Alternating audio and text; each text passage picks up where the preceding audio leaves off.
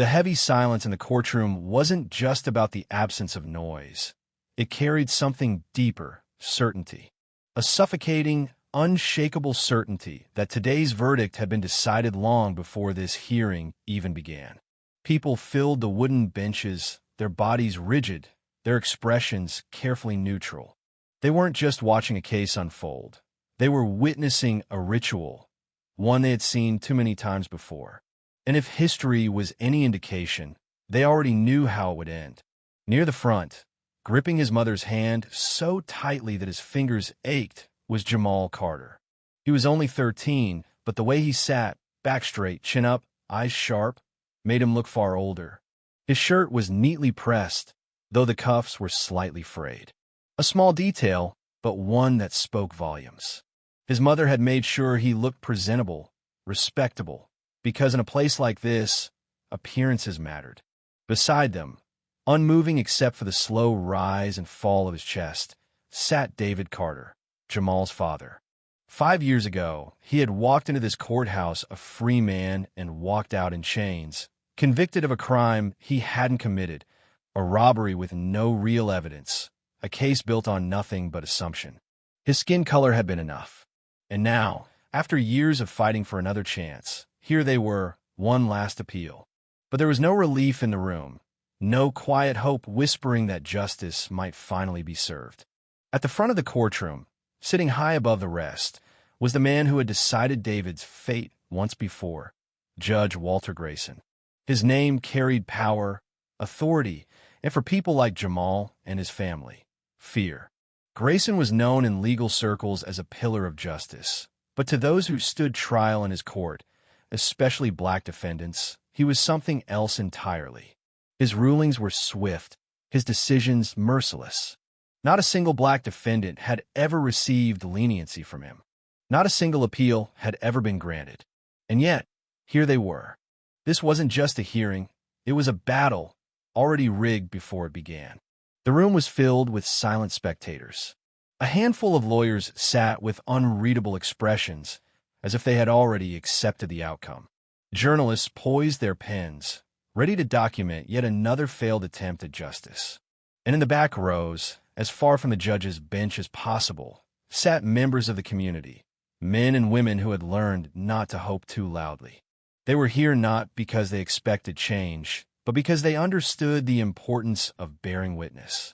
Jamal could feel their eyes on him. But unlike the others, he wasn't just here to watch. He was here to fight.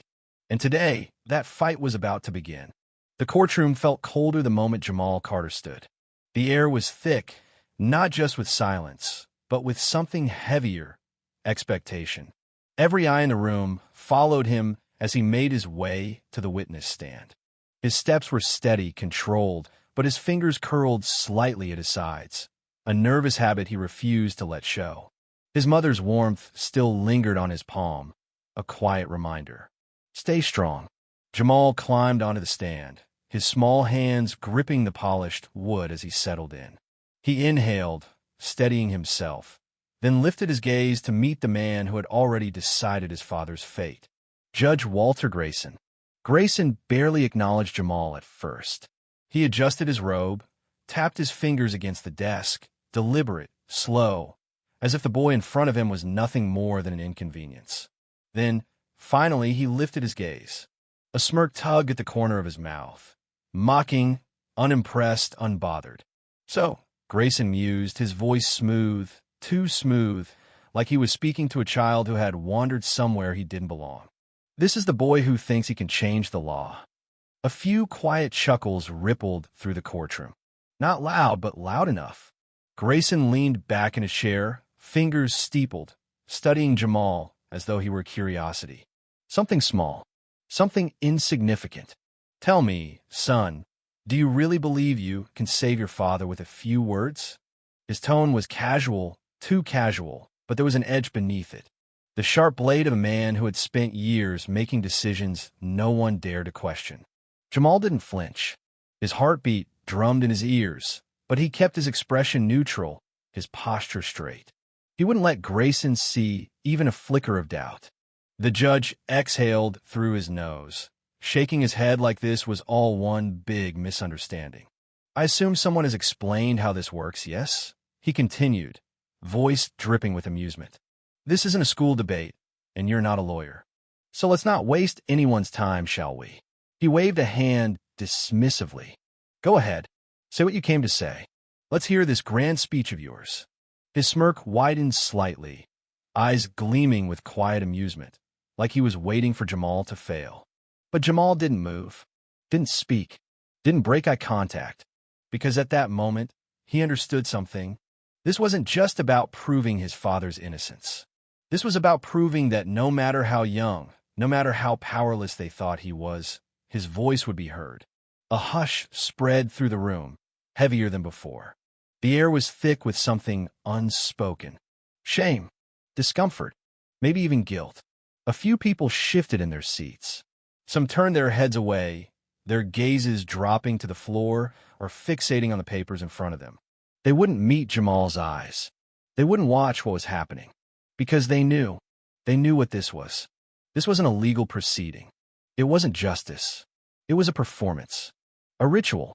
Judge Grayson wasn't questioning Jamal to seek the truth. He was toying with him, using his power like a cat batting around a mouse. Amused. Entertained. Cruel. A lawyer near the front inhaled sharply, but said nothing. A journalist adjusted their grip on their pen, but didn't write a word. This wasn't new. It had happened before. It would happen again. But there was someone who couldn't turn away. Jamal's mother sat perfectly still, her hands folded in her lap, her back straight. But her lips, pressed tightly together, trembled at the edges. She was holding it in, holding everything in. Her fingers twitched slightly, as if she wanted to reach for Jamal, to pull him back, to shield him from the humiliation unfolding before her eyes. But she didn't move. She couldn't. Instead, her gaze remained locked on her son, dark and shining, filled with 1,000 unspoken words. Pain, pride, fear. She knew. This was Jamal's fight now. And the hardest thing she had ever done was let him stand there and fight it.